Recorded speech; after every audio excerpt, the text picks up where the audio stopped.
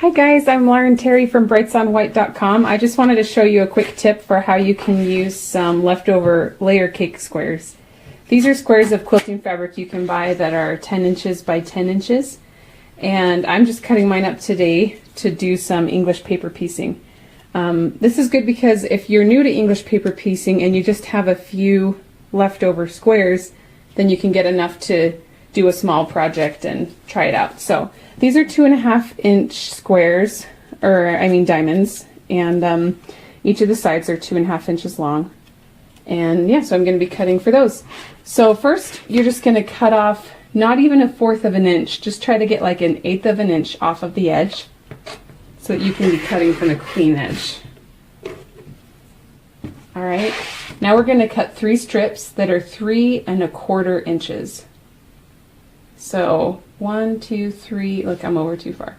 1, 2, 3¼ and cut. All right, then I'm going to do that twice more.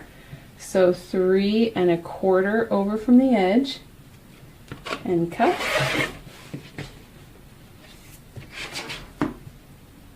Three and a quarter. So you'll just barely have a little bit on either end that you're getting rid of. Okay, now I'm just going to take one of these strips, and you can continue with all of them, but and you're going to need a ruler that has a 60-degree angle line on it. So go ahead and find and make sure that you have a 60-degree angle ruler. All right, so find the 60-degree angle on your ruler, and then you're just going to lay it down. The 60-degree angle is going to go flush with this left side of the fabric. Then I want you to scoot it up so that this top corner is touching the top corner of your fabric. So you can see it's lined up here with the 60-degree angle. This is at the corner, and now we're just going to cut off this top part right here. Okay, and you can just throw that away. Whoops. Now from this corner right here, we're going to measure down 3 3/4 inches and then make a mark. So I'm going to line up my ruler on this right side. Here's the top, and I'm going to measure down 1, 2, 3 inches and then 3/4. 1, 2, 3/4, and I'm going to make a solid mark with my pen. I don't know if you can see that, but I made a mark right there. It's fine to use a pen because this little mark isn't going to show up on the front of your project.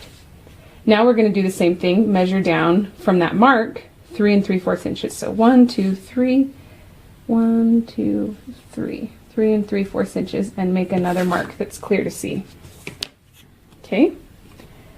Now find the 60-degree line on your ruler, and you're gonna lay that down. Here, I'll show you. You're gonna lay down the 60-degree line with the left side of your fabric, and you're gonna just make sure that that's flush.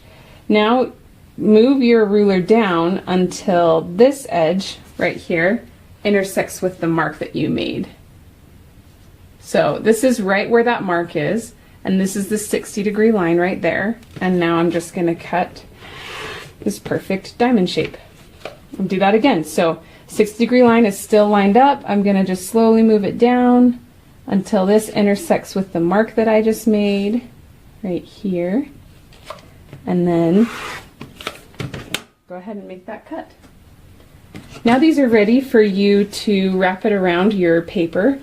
You can cut these out, but I just like to buy them. So I bought this at a sewing supply store, but they sometimes just have them at like super centers and normal, anywhere that there's crafting supplies, they'll usually have them. And some English paper piecing calls for just 1/4 inch to fold over, but I like to do a little closer to 1/2 inch when I'm folding over and tacking it, just because I'm a beginner and I feel like that gives me just a little more wiggle room, and that it'll make my project last a little longer. So there you have it, layer cake squares ready for paper piecing.